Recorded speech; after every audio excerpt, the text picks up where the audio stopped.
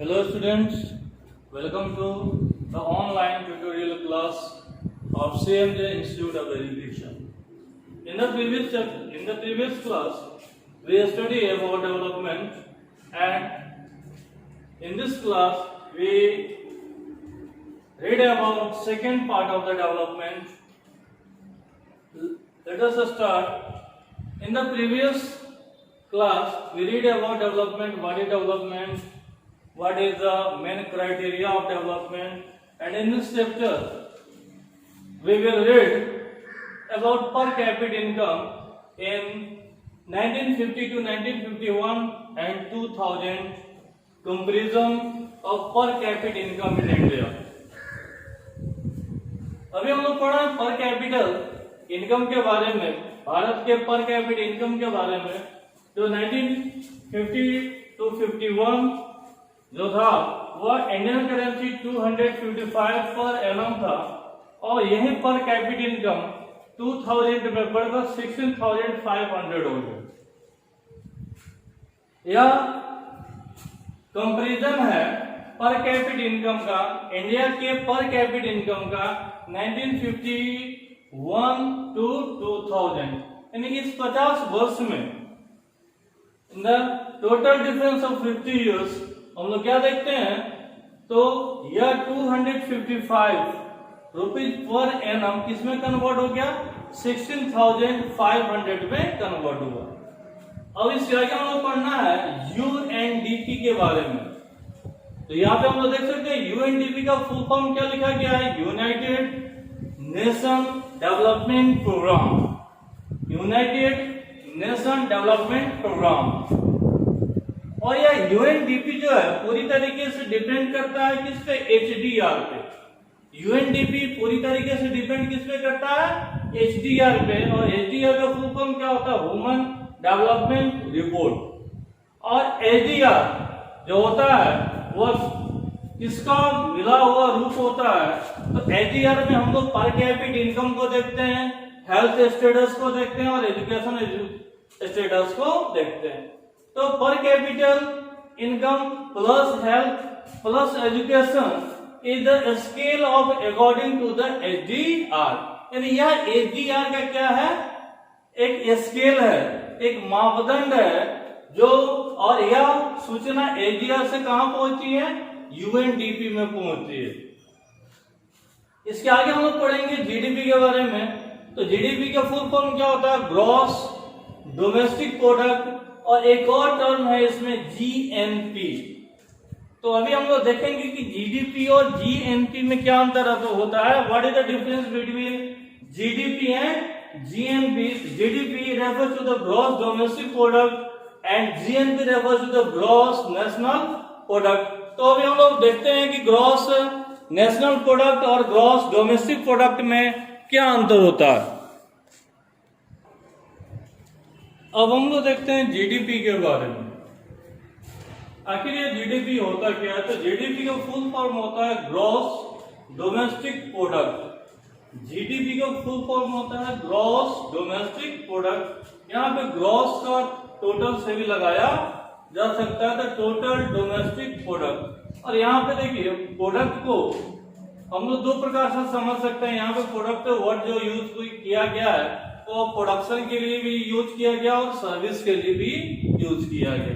यानी प्रोडक्ट से यहाँ पे हमें प्रोडक्शन के बारे में भी समझना और सर्विस के बारे में भी समझना, यानी यह दोनों पार्ट किससे रिलेटेड है, प्रोडक्ट से रिलेटेड है। तो जीडीपी को हम लोग क्या बोल सकते हैं, टोटल डोमेस्टिक प्रोडक्ट बोल सकते हैं।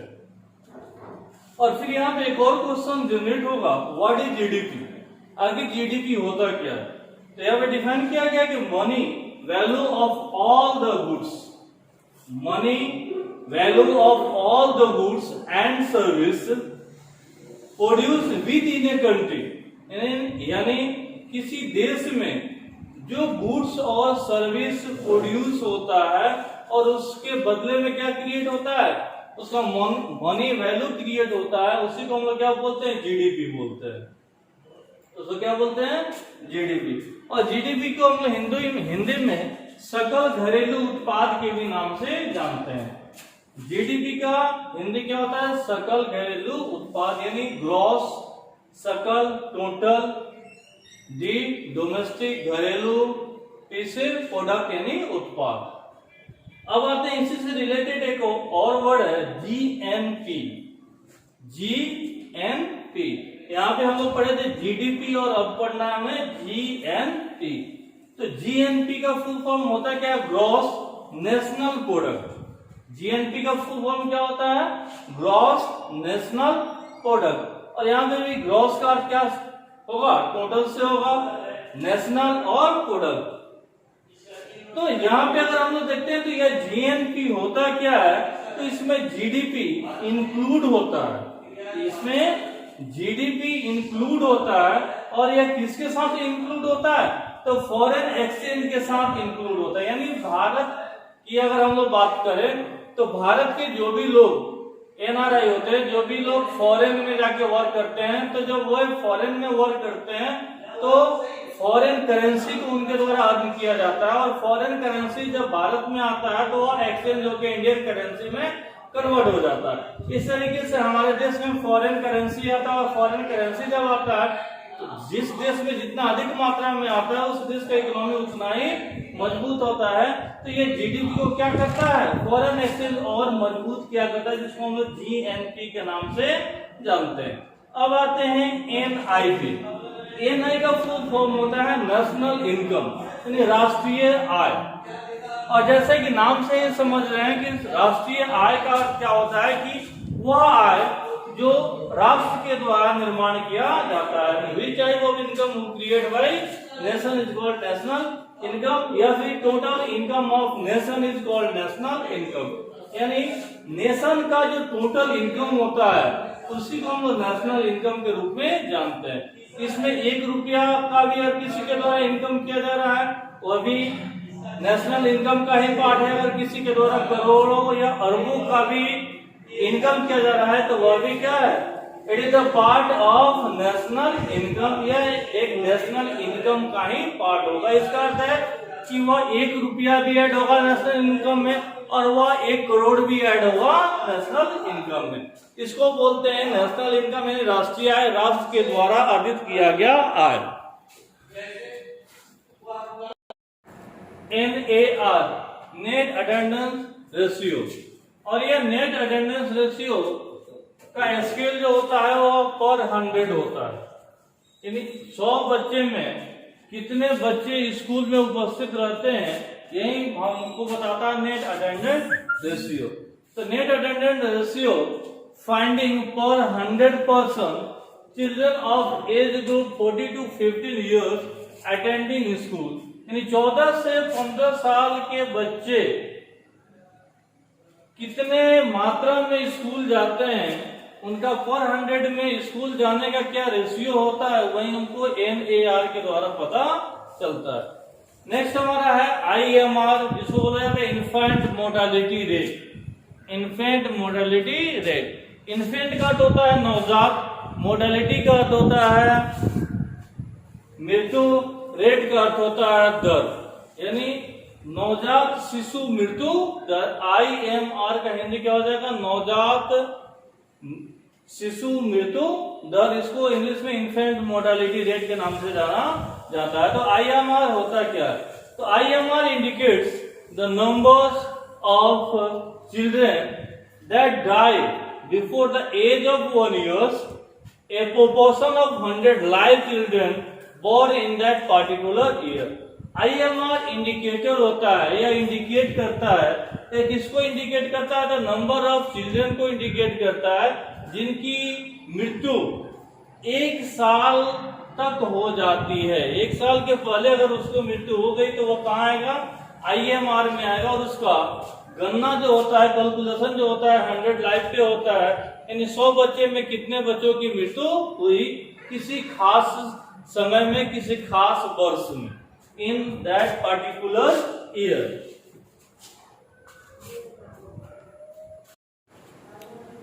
Literacy rate. What is literacy rate? Literate population in the 7th and above age group. यानी लिटरेसी रेट है क्या? तो लिटरेट पॉपुलेशन 7 और 7 साल से अधिक के जो एज ग्रुप का जो लिटरेट पॉपुलेशन होता है वही हमारा क्या बनता है, लिटरेसी रेट बनता है। अब हम लोग देखते हैं पर कैपिटल इनकम अकॉर्डिंग टू 2015-16 सर्वे, यानी 2015-16 के सर्वे के अनुसार हम लोग पर कैपिटल इनकम को देखते हैं, जो कि आपके बुक में दिया है और वह दिया है टेबल 1.3 में। वह टेबल 1.3 में दिया गया है। यहाँ पे स्टेट है और पर कैपिटल इनकम है, स्टेट है और पर कैपिटल इनकम है। स्टेट में महाराष्ट्र है, केरला है और बिहार है।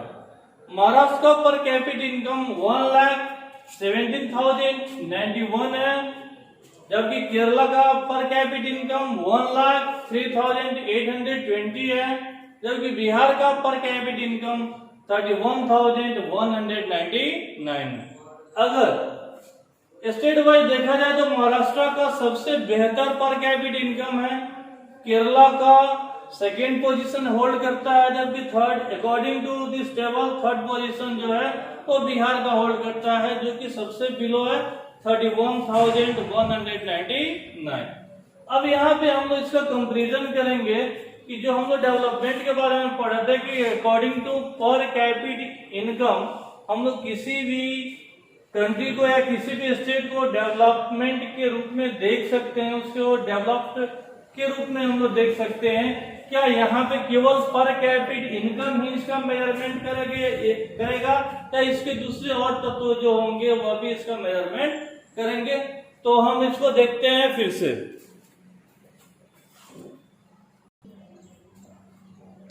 अब हम लोग देखते हैं ऑन द बेसिस ऑफ पर कैपिटल इनकम। हम लोगों ने देखा था कि महाराष्ट्र का ऑन द बेसिस ऑफ पर कैपिटल इनकम महाराष्ट्र का सबसे बेहतर पोजीशन था, सेकेंड में केरला था और थर्ड में बिहार था।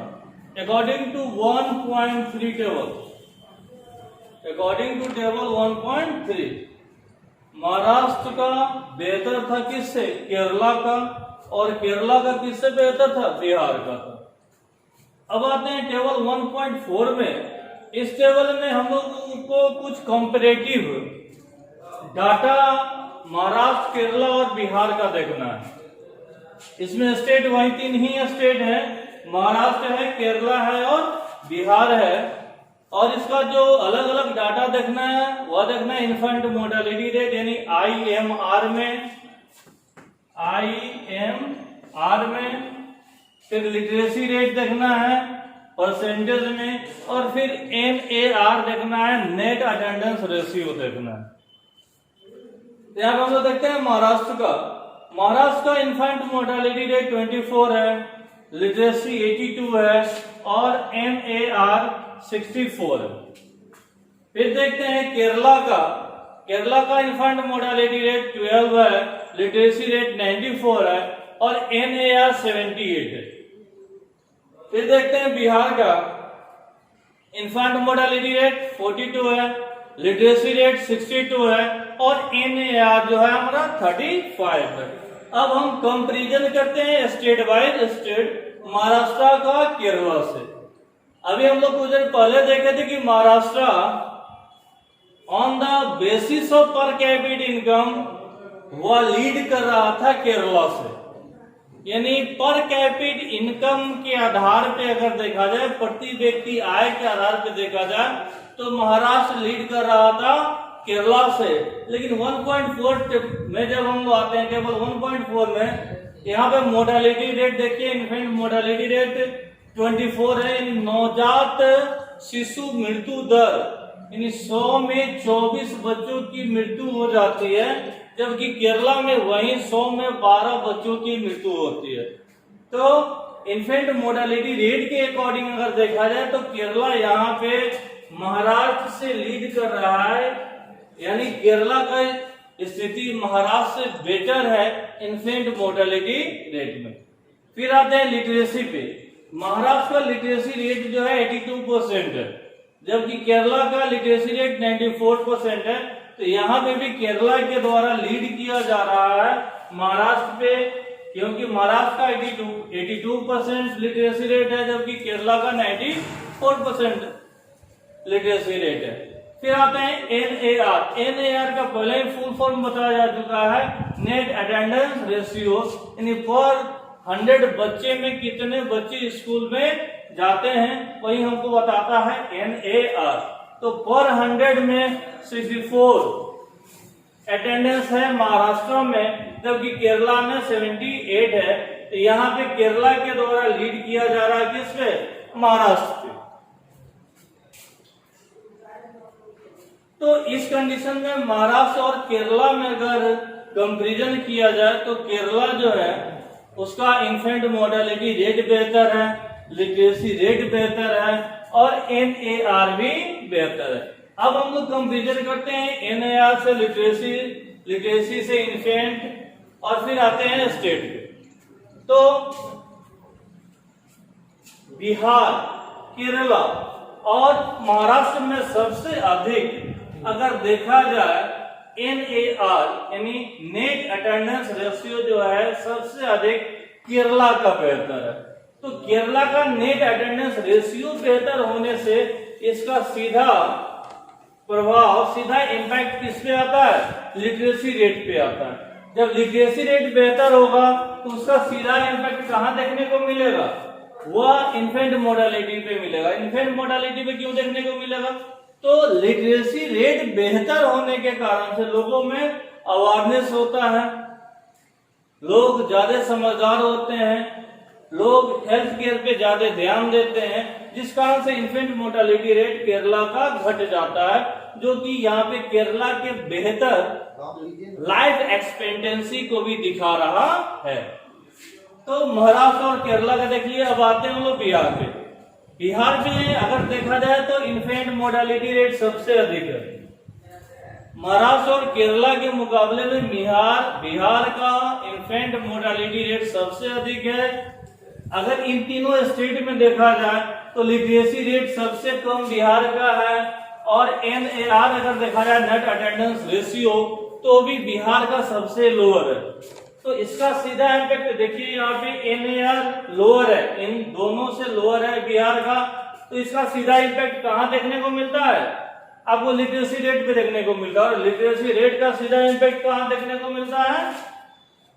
इन्फेंट मोर्टेलिटी रेट में देखने को मिलता है, क्योंकि जब हम लोग ज्यादा साक्षर नहीं होंगे, लिटरेट नहीं होंगे, तो हम लोग हेल्थ कॉन्शियस नहीं हो सकते हैं। जब हेल्थ कॉन्शियस नहीं होंगे, जब प्रॉपर तरीके से हम अपने हेल्थ का टेक केयर नहीं कर पाएंगे और बेहतर हेल्थ केयर यूनिट हमारे पास नहीं रह पाएगा, तो इसका सीधा असर इन्फेंट मोर्टेलिटी रेट पे देखने को पड़ेगा। तो यह था इन्फेंट मोर्टेलिटी, लिटरेसी रेट और NAR में कंपैरिजन। अब स्टेट वाइज कंपैरिजन कर लेते हैं। तो केरला महाराष्ट्र से बेहतर है और महाराष्ट्र जो है वो बिहार से बेहतर है। तो इस प्रकार से हम लोग 1.4 में देख चुके हैं, और यह था कंपैरेटिव डाटा था किसका? महाराष्ट्र का, केरला का और बिहार का। और इन तीनों ही राज्यों के डाटा को देखते हुए हम लोग इस निर्णय पे पहुंच पाए कि Kerala due to the best of literacy, due to the NAR और due to the infant mortality rate, यह महाराष्ट्र और बिहार से काफी बेहतर है। फिर आगे हम लोग देखते हैं। अब हम लोग पढ़ते हैं पब्लिक फैसिलिटी के बारे में। तो पब्लिक फैसिलिटी में हम लोग पढ़ेंगे PDS। यह PDS होता क्या है? What is the full form of PDS? PDS full form Public Distribution System. PDS, P for Public, D for Distribution, S for System. What is PDS? PDS है क्या? Public Distribution System is a government sponsored chain of shops.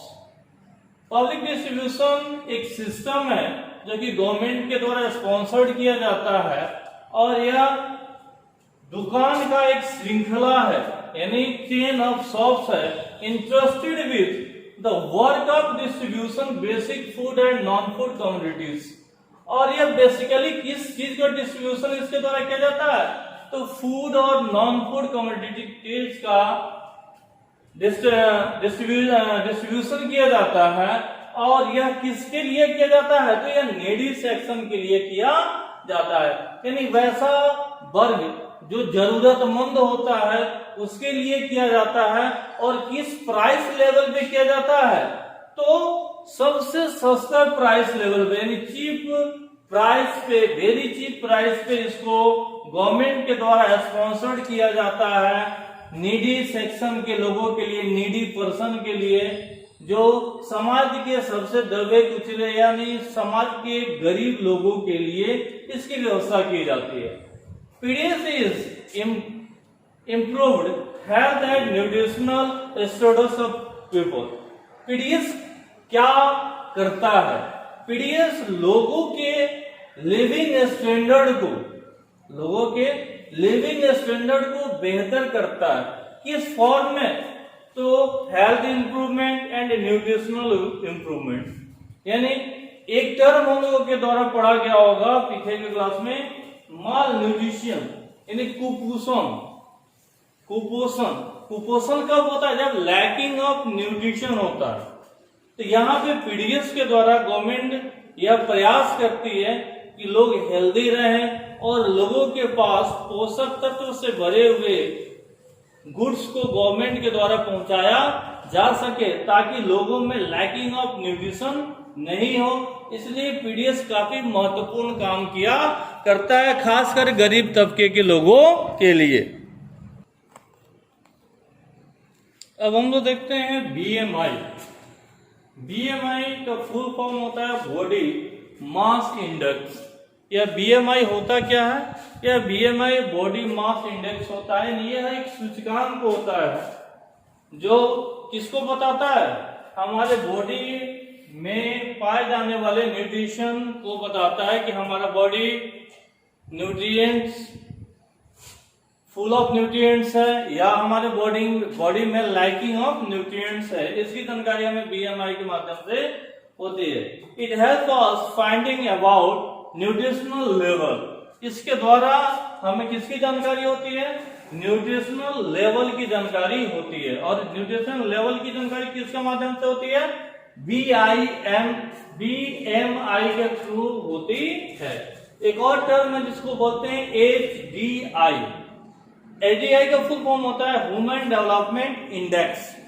यह सूचकांक होता है, किसका सूचकांक होता है, मानवीय विकास का, यानी ह्यूमन डेवलपमेंट का एक सूचकांक होता है जिसको हम लोग एचडीआई के नाम से जानते हैं। अब आते हैं सस्टेनेबिलिटी, और इसको हम लोग दूसरे तरीके से क्या समझ सकते हैं, कंटिन्यूटी। सस्टेनेबिलिटी का अर्थ क्या होता है, कंटिन्यूटी यानी निरंतरता।